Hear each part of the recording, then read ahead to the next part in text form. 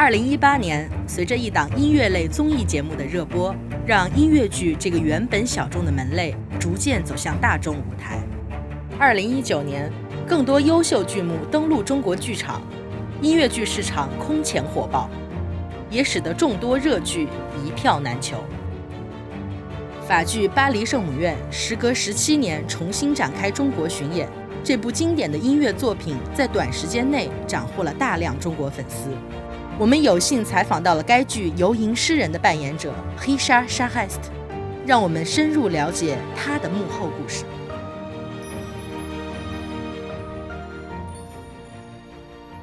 La Chine, j'y étais en 2012-2013 pour une tournée de 2 mois, mais la version de Notre-Dame de Paris était en anglais. Alors ça n'a pas tout à fait eu le même impact à cette époque-là. Je retrouve l'espèce d'émotion que j'ai vécue en 2005 dans la tournée coréenne, où il y a eu un très très gros succès. Et là, on est en train de reproduire un peu la même chose une petite quinzaine d'années plus tard. En Chine, il y a une ouverture sur les comédies musicales francophones. Pour le moment, je vois beaucoup de productions occidentales traduites en chinois. Et donc, ça fait partie, je crois, de cet engouement général qui est pas seulement pour les comédies musicales francophones, mais les comédies musicales mondiales. Et les grands succès, comme les spectacles plus intimes, il y a toutes sortes de programmations maintenant. Vous avez des théâtres sublimes. De ville en ville, on est subjugué par la beauté des théâtres, l'architecture, la taille des salles et tout ça. Et ça prend des spectacles pour remplir des programmations. Je trouve que c'est une belle ouverture parce qu'elle est culturelle, donc ça signifie qu'il y a un échange émotif entre les nations, et ça c'est important.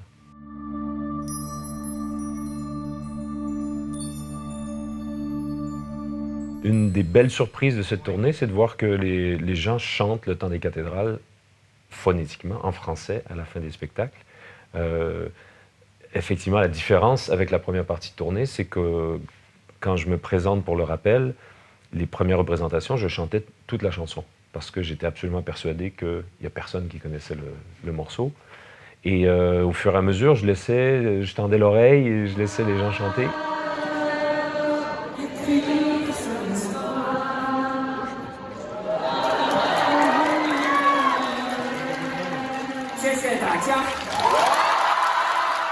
Et maintenant, j'ai carrément des demandes sur Weibo d'aide pour faciliter la prononciation. C'est très touchant, je trouve. C'est un échange culturel qui est très fort et c'est très agréable de voir comme ça la langue française célébrée dans d'autres pays.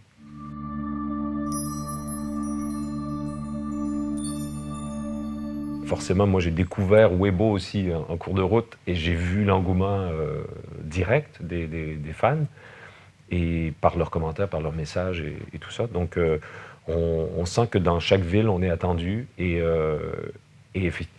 évidemment il y a des fans qui suivent de ville en ville et qui sont très attachés au spectacle.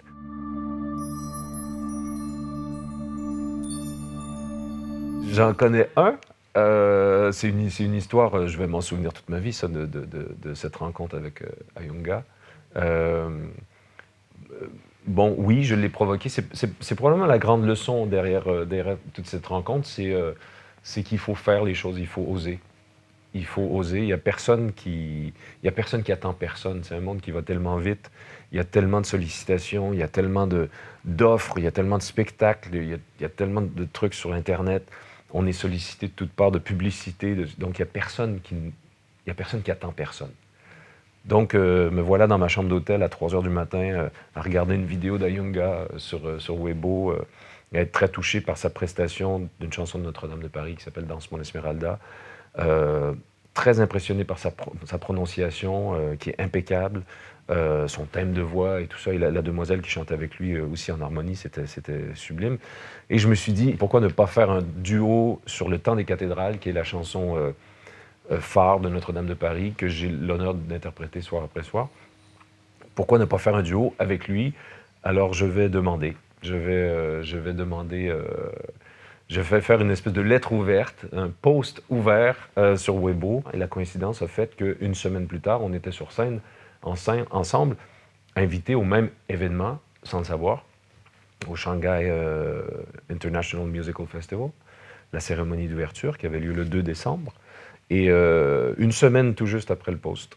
Et voilà, je rencontre un jeune homme très droit, très talentueux, très ouvert, qui connaissait la chanson Le temps des cathédrales, donc par cœur, de mémoire. L'homme a voulu monter vers les étoiles,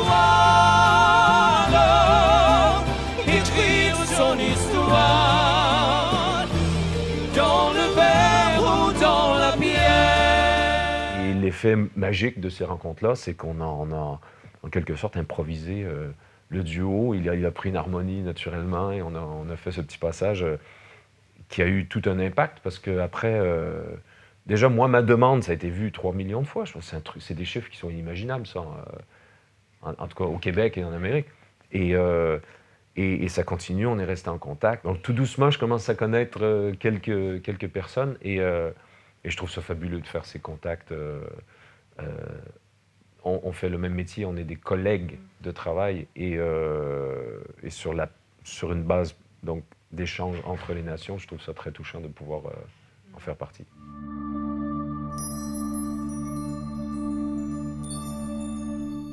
Autour de 98, j'ai demandé à un ami à Montréal, au Canada, qui était agent d'artiste, s'il était en mesure de me trouver une audition pour un spectacle musical.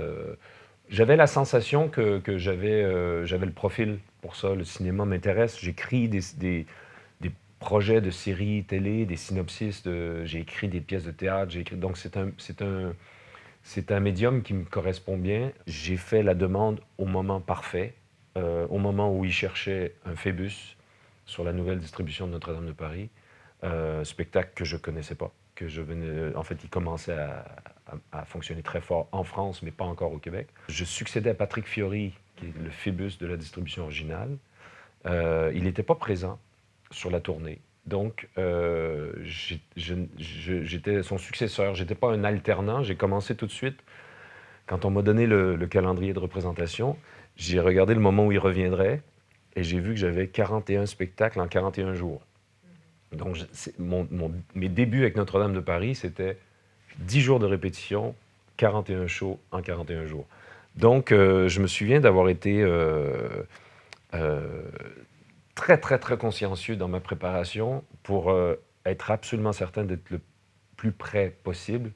J'avais pas d'expérience en comédie musicale, donc tout était nouveau. Je savais pas si la voix allait tenir, si le physique allait tenir et tout, donc je m'étais préparé très fort. Je me souviens pas d'un gros stress. Je pense que le track, il est normal, il est bénéfique parce qu'il nous met un petit peu sur le qui-vive. On se met à douter sur des choses, donc on est très attentif. Le mauvais track, c'est celui quand on n'est pas prêt. Mais j'étais prêt. Alors j'ai un bon souvenir. Je me souviens que le spectacle s'est passé très vite et que la réaction déjà, ça fonctionnait déjà très fort en 99, encore.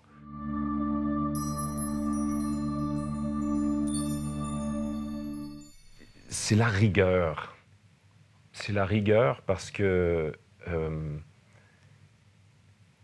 être debout à côté d'un piano et chanter une chanson devant un jury ou devant des gens, ça peut bien se passer une fois.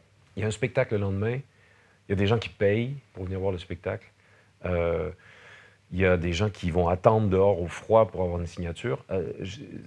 Parfois, c'est le beau moment de leur semaine ou de leur mois ou de leur année. Et on se doit d'être présent pour ça. Et si on n'est pas rigoureux en amont, on est explosé de fatigue et on n'a pas envie de les voir et on a envie de rentrer à l'hôtel. La rigueur sur le plan de l'hygiène de vie est pareil. On a un instrument, on a un corps, on va devoir gérer un décalage horaire, des changements d'alimentation assez drastiques quand on passe d'une ville à une autre, d'un pays à un autre. Alors tout ça, je pense que On peut être passionné et rigoureux en même temps, mais je pense qu'il y a un mélange des deux. Voilà, la rigueur nourrit la passion entraîne la rigueur aussi. Je dirais que c'est ça qui... Enfin, moi, chaque personne est différente. Ça fait 1128 représentations que je fais et j'ai basé toute ma carrière là-dessus. Donc, je suis au moins un exemple que ça fonctionne.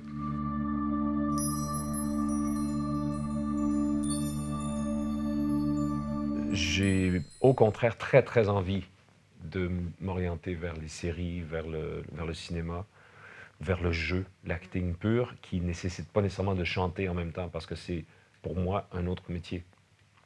On est en comédie musicale, tout est un peu plus large, tout est un peu plus grand que nature.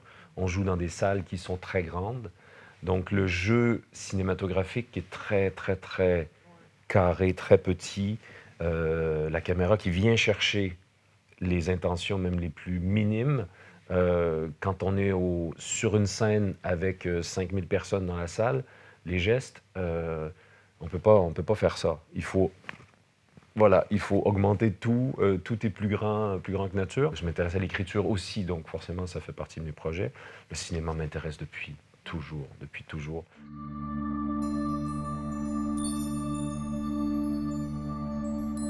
Je crois que chaque expérience est utile et qu'il n'y a pas de mauvaise expérience. Évidemment, sur le moment, on vit, on est tous humains, on a envie que les choses fonctionnent bien. Si un spectacle n'a pas de succès, c'est très difficile à vivre.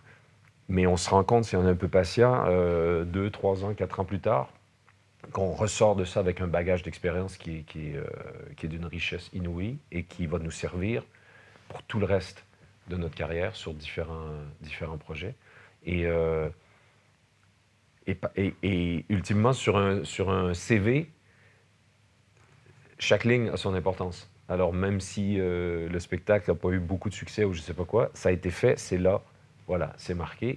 Et qui sait, il y a quelqu'un qui peut regarder ce CV et arrêter voilà, son attention, son regard sur cette ligne, ce petit projet qui avait été plus ou moins intéressant ou je ne sais pas quoi, et créer un intérêt soudain pour une nouvelle production ou quelque chose comme ça.